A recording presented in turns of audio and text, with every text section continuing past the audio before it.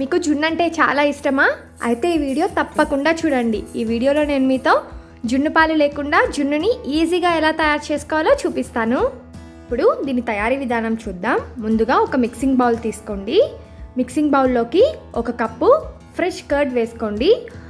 పెరుగు ఫ్రెష్గా ఉంటే ఈ జున్ను చాలా టేస్టీగా ఉంటుంది. ఈ పెరుగుని బాగా బీట్ చేసుకోవాలి. ఇలా స్మూత్ కన్సిస్టెన్సీ వచ్చే వరకు పెరుగుని ఒక 2 మినిట్స్ పాటు బీట్ చేసుకోండి. తర్వాత ఇందులో 1 కప్పు పాలని వేసుకోవాలి. ఇప్పుడు ఇందులో స్వీట్ కోసం మనం మిల్క్ మేడ్ యూజ్ చేస్తున్నాము. మీ దగ్గర మిల్క్ మేడ్ లేకపోతే మీరు చక్కెర పొడి కానీ లేదా బెల్లం పొడినైనా వేసుకోవచ్చు. అది ఒక 1 కప్ వేసుకోండి. మీరు స్వీట్ తక్కువ తినేటట్లయితే కొంచెం తక్కువ యాడ్ చేసుకోవచ్చు. ఒక 3/4 కప్ పాల పొడిని కూడా వేసుకొని వీటన్నిటిని కూడా ఒకసారి బాగా మిక్స్ చేసుకోవాలి.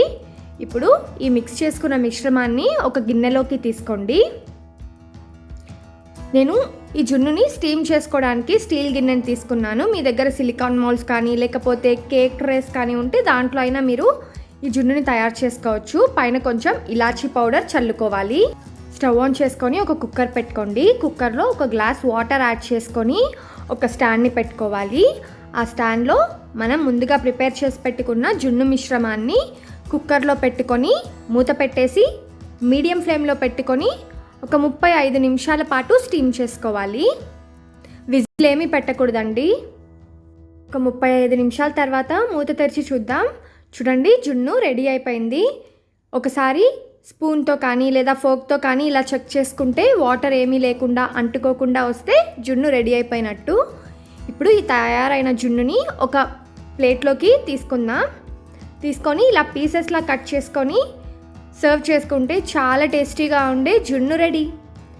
ఇది చాలా టేస్టీగా ఉంటుందండి. చూసారు కదా ఎంత సింపుల్గా తయారు చేసేసుకోవచ్చో. పాలు, ఎగ్స్ ఏమీ లేకుండా తయారు చేసుకోవచ్చు. రెసిపీని మీరు కూడా తప్పకుండా ట్రై చేయండి. చాలా టేస్టీగా ఉంటుంది. ఇందులో మనం పాలు అలాగే పెరుగుని వాడాం కాబట్టి పిల్లలకి పెట్టినా కూడా చాలా మంచిది. అలాగే వాళ్ళు ఇష్టంగా తినేస్తారు. పాల ప్రోడక్ట్స్ ఇష్టం ఉన్న వాళ్ళు ఈ జున్నుని తప్పకుండా ట్రై చేయండి. చూసారు కదండి, చాలా ఈజీగా జున్నుని ఇంట్లోనే తయారు చేసేసుకోవచ్చు. ఈ రెసిపీని మీరు కూడా ట్రై చేసి టేస్ట్ ఎలా వచ్చిందో నాకు కమెంట్ సెక్షన్లో తెలపండి.